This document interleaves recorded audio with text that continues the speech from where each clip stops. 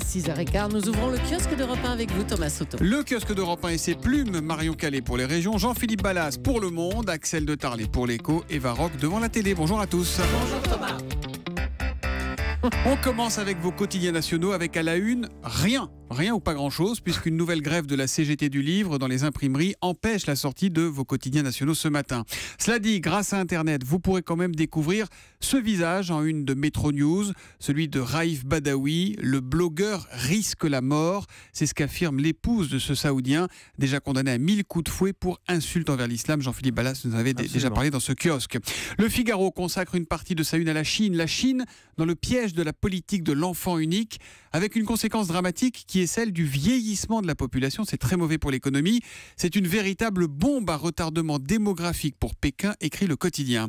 Je vous recommande également d'aller lire le grand angle que Libération consacre à l'Allemagne. L'Allemagne, repoussoir de l'Europe. Avec l'arrivée de Syriza au pouvoir en Grèce, le discours germanophobe gagne du terrain, y compris en France et en Grande-Bretagne. Un phénomène qui pourrait s'avérer dangereux pour toute l'Union européenne, estime Libé.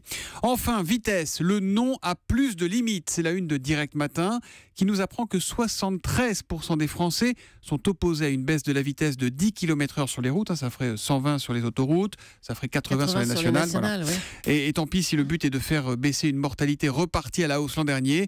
On savait que la vitesse grisait, on sait désormais aussi qu'elle rend aveugle. À la une des régions, Marion Calais, quelles sont les unes les plus marquantes dans la presse quotidienne régionale ce matin, puisque là, les kiosques sont sortis. Oui, les journaux, pas les kiosques. Les journaux sont sortis, les kiosques sont ouverts, on l'espère. Dans la nuit, oui. Ce règlement de compte à la une de la Provence, règlement de compte à la boulangerie. Un homme de 36 ans abattu à Marignane par 2 malfaiteurs hier matin alors qu'il buvait son café.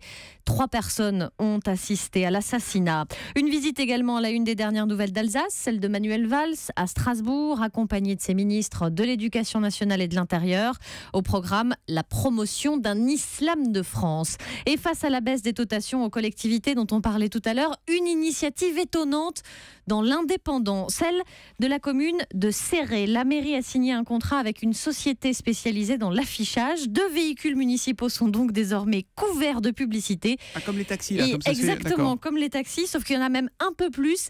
Il s'agit de réaliser des économies. C'est une bonne solution, dit le maire dans l'Indépendant. L'histoire qui vous a le plus marqué ce matin, on la lit dans le Maine Libre. C'est l'histoire d'ex-employés du Fly de Mans, histoire donc que nous raconte le Maine. Oui, ils ont été officiellement licenciés le 22 décembre dernier, juste avant Noël. Et depuis, 6 de la vingtaine de salariés de l'ancien site du Mans se battent pour obtenir les attestations qui leur permettront de pouvoir postuler à un nouveau travail, suivre une formation ou simplement toucher les indemnisations chômage de Pôle emploi. En clair, ils sont bloqués et sans revenus depuis plus de 2 mois. Alors certes, il y a eu les primes de licenciement parce qu'il leur manque le papier qui va permettre aussi le solde de tout compte, le fameux règlement pour terminer, clore définitivement leur dossier avec le spécialiste de l'ameublement qui a donc fermé au Mans. Ces laissés pour compte expliquent et dénoncent l'oubli dont ils sont victimes, d'autant souligne-t-il que quand l'entreprise allait mal, nous avons continué à travailler comme des damnés pour faire de bons chiffres. C'est donc un SOS qu'il lance aujourd'hui. Et au Maine Libre, le mandataire judiciaire qui est chargé de régler justement toutes ces questions de paperasse assure que la procédure a été traitée au plus vite et que tout devrait être finalisé d'ici la fin de semaine. On l'espère vraiment pour ces salariés. 6 petits papiers à remplir, ça devrait se faire quand même. Hein. Exactement. Voilà, c'est donc à dire dans le Maine Libre ce matin.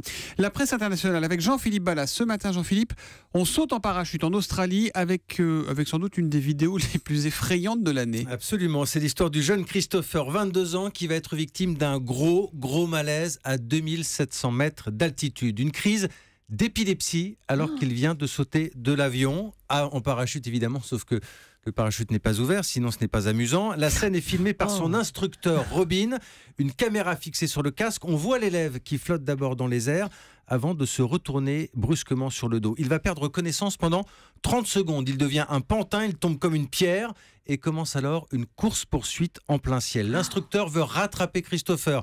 Coûte que coûte, il se rapproche, il essaie de se jette prendre dans par le le vide, bras. il n'a pas son parachute non plus à ce Il moment-là. le poursuit littéralement dans les airs, on voit tout sur la vidéo. Il essaie de l'agripper, il le rate, le jeune repart à la dérive. La deuxième tentative sera la bonne. quelques secondes, je vous jure, qui paraissent une éternité. Cette vidéo, vraiment, allez la voir, hein, on vous l'a mis sur le site europe1.fr. Et vous verrez d'ailleurs notamment comment l'instructeur Robin réussit à déclencher in extremis le parachute de Christopher qui s'ouvre enfin. Le jeune homme va reprendre connaissance juste avant de se poser, sans encombre. Cette vidéo a été vue, je crois, plus de 2 millions de fois sur YouTube en 24 heures. Christopher a fait le tour évidemment de tous les plateaux télé en Australie. Alors il explique qu'il se savait épileptique, mais qu'il n'avait pas fait de crise depuis 4 ans. Et c'est justement parce qu'il souffre de cette maladie qu'il s'était lancé dans le parachutisme, parce que son vrai rêve, c'était de devenir pilote d'avion. Il voulait ressentir malgré tout cette sensation de pouvoir flotter dans les airs. Il dit aujourd'hui qu'il a quand même vécu la frayeur de sa vie. Je crois que c'est la vidéo la plus flippante que j'ai vue ces derniers mois. C'est vrai que quand tu es venu nous en parler hier soir, Jean-Philippe, il n'était pas bien. Il était tout pâle. C'est lui qui avait sauté. On a beau savoir que ça se termine bien, à chaque fois que vous regardez la vidéo, vous êtes saisi. Bon, la presse éco, elle a une Axel de Tarlé, c'est plus calme avec vous encore que. Les déboires des matelas d'Inlopilo et Tréca, ils sont au bord du dépôt de bilan, c'est-à-dire dans le monde du jour. Voilà, exactement. Alors en fait, il s'agit de la société Coval, qui est le leader français du meuble, avec quand même 1800 salariés, 9 usines, et qui justement était concurrencé depuis des années par les canapés premier prix qui venaient de Chine. Du coup, ils se sont recentrés sur les matelas, sur la literie. Pourquoi ? Parce que les matelas, ça voyage moins bien. Donc, il faut les fabriquer en France, donc il y a moins de concurrence chinoise. Et bien là aussi, ils ont d'énormes problèmes. Donc, ils ont les marques d'Inlopilo, Tréca et Simon. Et les salaires n'ont pas été versés en février. Enfin, là, Siemens, voilà. Là, il n'y a que la moitié qui a été versée. Ça va mal. Et alors, pourquoi est-ce que ça va mal ? Alors, c'est là qu'il y a un débat. Coval, enfin d'Inlopilo, accuse But, les magasins But, de boycotter la marque d'Inlopilo, de boycotter, enfin de ne pas livrer, d'avoir fait. Or, But représente 25% de ventes pour Coval. Voilà. Alors ce à quoi But répond, mais non, c'est pas qu'on boycotte les matelas d'Inlopilo, Tréca ou Siemens, c'est simplement que cette entreprise Coval est en restructuration permanente et n'arrive pas à nous livrer. Donc les matelas n'arrivent pas dans nos magasins, tout simplement. Mais quel serait l'intérêt ? Quel est son intérêt ? Quel serait l'intérêt de But de boycotter comme ça ? Voilà. Alors c'est là où il y a tout un débat dans l'affaire. C'est Coval qui dit en fait But veut notre mort parce que But veut racheter au tribunal de commerce pour 1 euro symbolique ces marques très connues que sont D'Inlopilo, que sont Tréca, que sont Siemens. Alors ça, c'est la théorie du complot. Maintenant, la justice devra démêler le vrai du faux de cette affaire, puisque Coval a assigné en justice le But pour savoir si But organise sciemment la chute de Coval. Je le rappelle, 1800 salariés, 9 usines, dont une grosse usine à Bar-sur-Aube, à côté de Troyes, où les salariés n'ont reçu qu'une demi-paye pour le mois de février. Voilà, donc gros enjeu pour l'emploi avec ce groupe Coval. C'est donc à lire dans Le Monde. On allume la télé ce soir, pudiquement, à 20h50 sur D8. Adam recherche Ève. Adam recherche Eva. Non, Ève, tout court. Eva. Ils sont jeunes, ils ont entre 25 et 35 ans. Ils sont célibataires, ils cherchent l'amour et ils sont tout nus. Là, c'est pas moi, vous voyez. Et ce sont les candidats qui participent à la nouvelle télé-réalité donc de D8 qui se déroule sur une île paradisiaque du Pacifique. Et vous allez découvrir Madeleine, par exemple, ce soir, 24 ans, le corps tatoué qui débarque sur la plage de Sable Blanc. Alors, elle n'a pas de vêtements, mais elle a plein d'idéaux. Je me suis lancée dans cette aventure aujourd'hui, c'est vraiment pour rencontrer l'homme de ma vie. Je ne regarderai pas forcément son physique, je regarderai autre chose de plus profond. Oui, bien pouvoir sûr. dire plus tard à mes enfants, j'ai rencontré papa sur une île déserte. Je tourne une émission toute nue, mais je ne regarde pas le physique, bien sûr. Voilà. Surtout que Vincent, 23 ans, il est quand même bien foutu avec des muscles, etc. Mais c'est vrai, il n'y a pas que le physique qui compte dans la vie quand même. Vous êtes un peu trop difficile avec cette jeune fille. Regardez, premier échange. Ça va, tu te sens pas trop stressé? Ça va.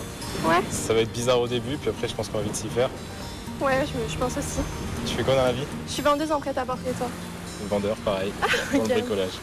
Super, c'est un point commun déjà. Oui, c'est ça. Voilà, ça leur fait des points communs d'être vendeurs tous les deux. En fait, ils vont avoir 3 jours et 2 nuits pour se Ils ont connaître. tiré leurs vêtements et leur cerveau, non? Oui.